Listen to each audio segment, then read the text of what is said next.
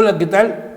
Mi nombre es Ricardo Infante, seguramente ya con algunos de ustedes nos conocemos, y trabajo en la Universidad Autónoma de Guerrero, soy profesor en la Universidad Virtual, y hemos planeado con la dirección de nuestra institución hacer una serie de programas, sobre todo dirigidos a los jóvenes, a los más jóvenes, a los jóvenes de bachillerato, que a nosotros nos importa mucho que tengan una noción de ciertos temas, que aunque son temas de los que se habla diario y que se trata diario, muchas veces no sabemos de dónde salir. Por eso nos vamos a enfocar en hacer algunas capsulitas como estas, que son pláticas nada más, motivacionales, para que ustedes traten de profundizar en el tema si es que les resulta atractivo. Y por tal motivo hoy vamos a empezar hablando de qué es, cómo surgió y qué características ha tenido la democracia. Nosotros oímos hablar todos los días de la democracia y hablamos de sistemas de votación y hablamos de políticos que se promueven para ser candidatos a una cosa y a otra, y otros que quieren ser presidentes y otros que quieren ser senadores y gobernadores, y etcétera, etcétera. Pero eso no siempre existió. Esa circunstancia de que el ciudadano común y corriente, el pueblo, porque no hay que dejarnos manipular, todos somos pueblo, todos pertenecemos a una entidad geográfica, hablamos un idioma común, una lengua franca. En México pues es el castellano, el español, tenemos una serie de valores culturales, o sea, no es verdad que solamente es pueblo la gente que tiene escasos recursos económicos, todo el mundo pertenece al pueblo de su entidad geográfica.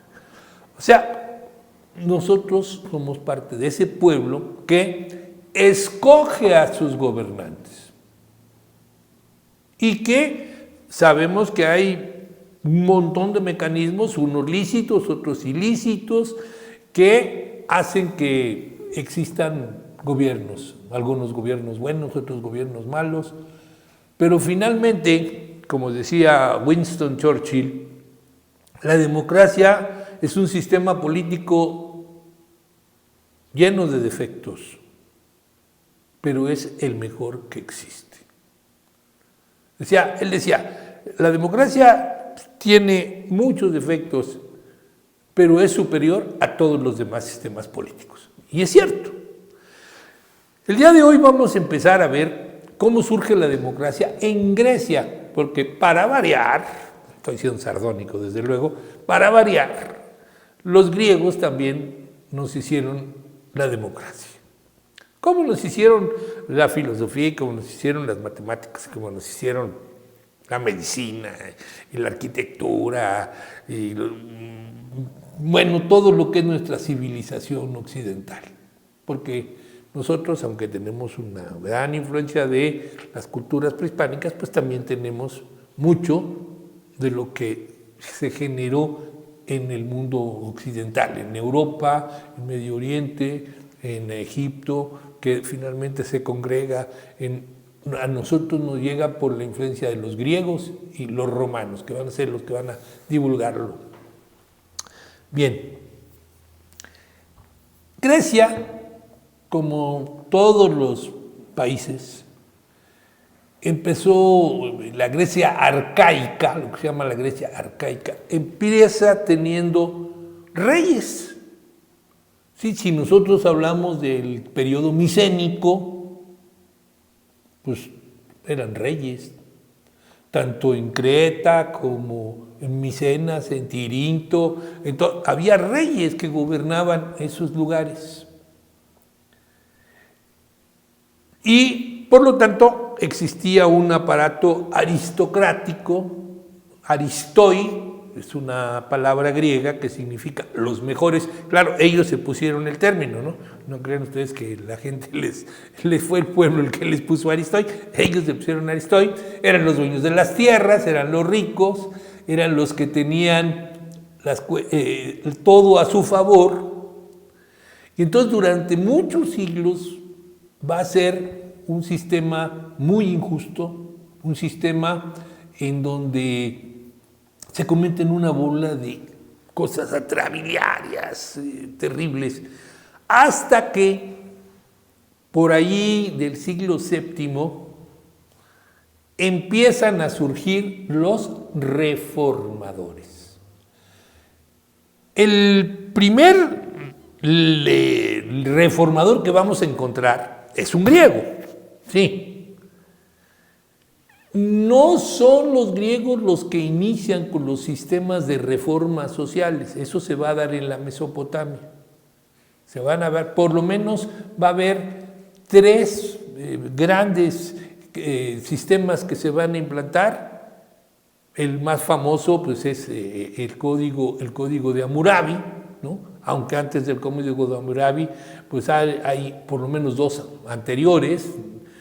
Pero en Grecia, que es lo que a nosotros nos compete porque es lo que nos va a influenciar, va a empezar un hombre que vive en lo que se llamaba la Magna Grecia. En este caso concreto es lo que es Sicilia y el sur de Italia. Ahí había muchas ciudades griegas por las que había habido una migración de los griegos. Grecia es un lugar con pocos recursos. De hecho, lo que mejor se daba en Grecia era la vid, para hacer uvas, para hacer vino, y la aceituna o oliva, para hacer aceite de oliva. Esos eran sus grandes recursos de intercambio comercial. Bueno, entonces tienen que emigrar muchos. Unos emigran hacia la costa de lo que hoy es Turquía, costa del Mediterráneo Oriental, que se van a llamar los jonios, y los otros van a emigrar hacia el sur de Italia, la parte baja de la bota que es Italia, ¿no? Y Sicilia. Ahí vamos a tener al primer reformador. El primer reformador se llama Seleuco y era un hombre que trata de crear un ambiente con normas jurídicas justas, en las que se protejan los intereses de los menos favorecidos económicamente o de cualquier manera. Y entonces Seleuco de Locri es el primer gran reformador griego. Después vamos a encontrar muchísimos más. Incluso en Esparta, que es un lugar en donde francamente uno no pensaría que a nadie le interesaban las reformas. Bueno, pues existió un reformador, Licurgo. Y después vamos a encontrar otros. Vamos a encontrar por lo menos 3 o 4 más en diferentes partes de Grecia. Fidón en Filoalo, Falses en Calcedonia, Pitaco en Mitelene, y así por lo menos hay otros 3 o 4 más.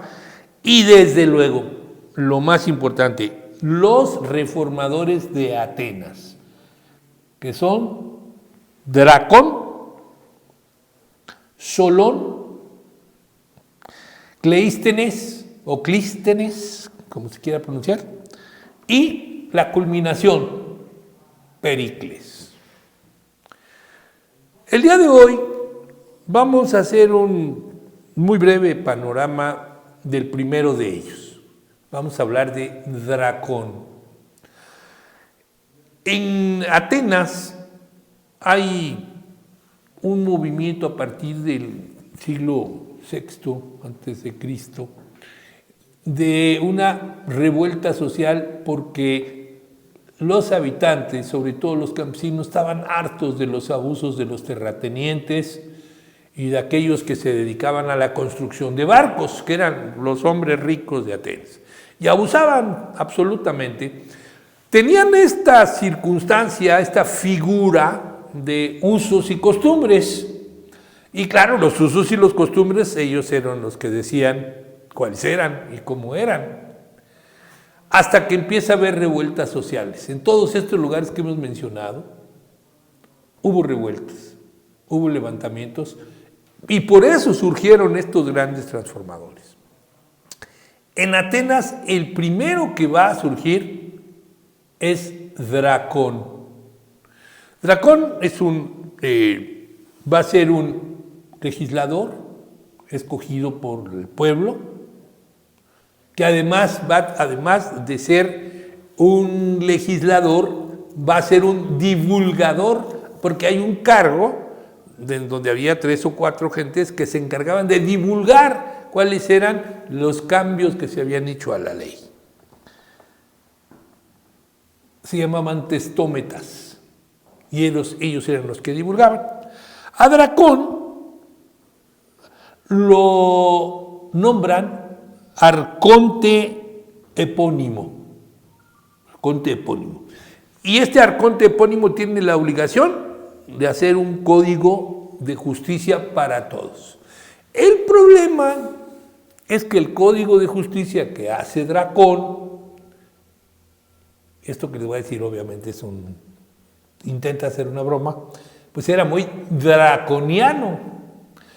Ustedes saben que tenemos una palabra que usamos cuando las cosas son demasiado drásticas, demasiado duras, demasiado ásperas, decimos es algo draconiano. ¿Por qué? Porque Dracón, tratando de que se controle la sociedad, hace una serie de leyes en donde prácticamente la pena de muerte imperaba por cualquier cosa. Seguro que Dracón tenía un motivo por qué hacerlo. Seguramente que era la única forma de controlar a los aristoi, ¿no? Y a amedrentarlos. El hecho es que Dracón hace este código. Es el primer código legal que tienen los atenienses. Es el primer código que le va a dar derechos a la plebe y por consecuencia, pues es el antecedente de lo que van a ser las bases de la democracia. Por primera vez el pueblo llano, el demos, de ahí viene democracia, demos, pueblo, kratos, gobierno, tienen derechos. Dracón, efectivamente, no lleva a buen puerto su encomienda, pero es el primero que lo intenta. Y este primer intento vale muchísimo porque finalmente es el primer paso. Seguiremos platicando sobre los demás reformadores. Por lo pronto les damos las gracias. Esperamos que les guste. Esperamos comentarios. A nosotros es muy valioso. Las críticas son muy bienvenidas. De veras que sí. No se preocupen. Para nosotros es muy importante su crítica, su comentario. Los buenos y los malos, no importa. Lo que queremos es que nos involucremos todos como amigos, porque somos amigos. Estas son pláticas, no son clases. Son pláticas entre amigos, sobre todo con los amigos más jóvenes. Muchas gracias y que la pasen ustedes muy bien.